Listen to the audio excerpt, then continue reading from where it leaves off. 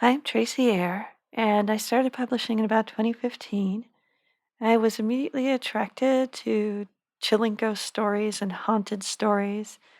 I don't like gore or horror much, but I do like the spooky kind of elements you'll find in movies like The Others.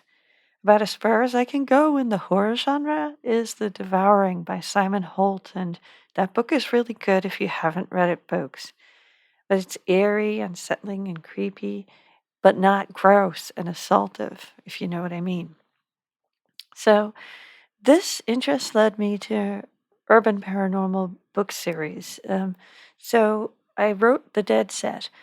My young protagonist, 16 Soto, is unaware that she has a particularly rare gift in the paranormal community. She's a true spirit photographer. Now, Rowan Hellebrand, who runs a team of paranormally gifted people, including a witch, a lithomancer and diviner, a divinely inspired, and this media darling psychic who's hiding out from the press. Well, anyway, Rowan is hot to scoop her up into his team. And Rowan's a bit of a tough cookie in his own way. A lot of the first book, aside from haunting, or the haunting in the armory they're hired to resolve, revolves around these two characters. Um, but it is an ensemble cast with lots of surprises and inter-ghost hunting group politics too. And I'll eventually talk about the research I did to support that kind of a series. But paranormal or urban paranormal is not the only thing I write. Shortly after this, I just basically had a breakthrough.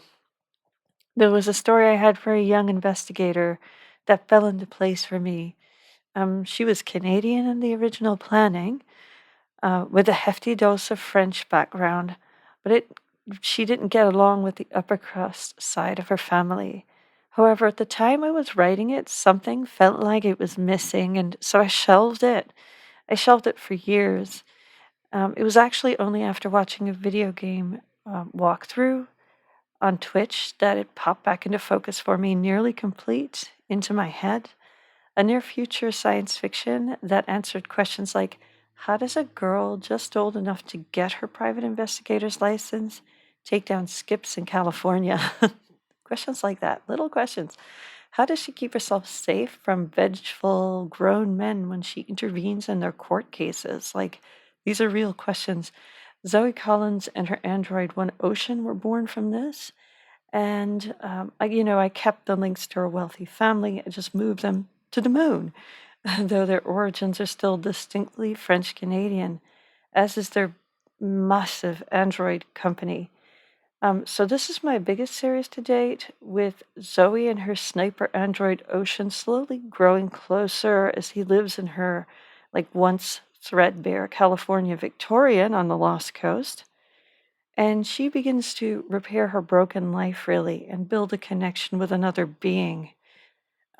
But I love this series. It's great fun if you haven't read it. So I also write fantasy, though it's a genre I tend to heavily intermingle with mystery. It's also a genre I know the least about. However, I love deeply the Lord of the Rings movies, which I saw 21 times, just the Lord of the Rings first movie one year. And I also love The Hobbit. So I felt ready to take a crack at this fantasy book, like I practiced first, believe me, based on these kinds of notions. This turned into the Folded Arts series, or the Folded series as I call it, one book of which I'm writing today, in fact, or I will be writing a little later today.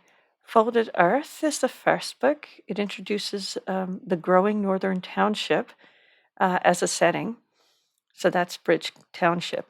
The dominant race on that part of the continent is a mercantile, bustling culture of the lawns.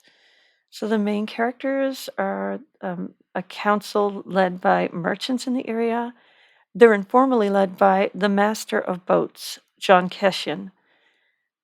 It also brings in the main character, Outrider Chief Aurora Buckmaster, who is called Aura. She's a high northern group of people she's from.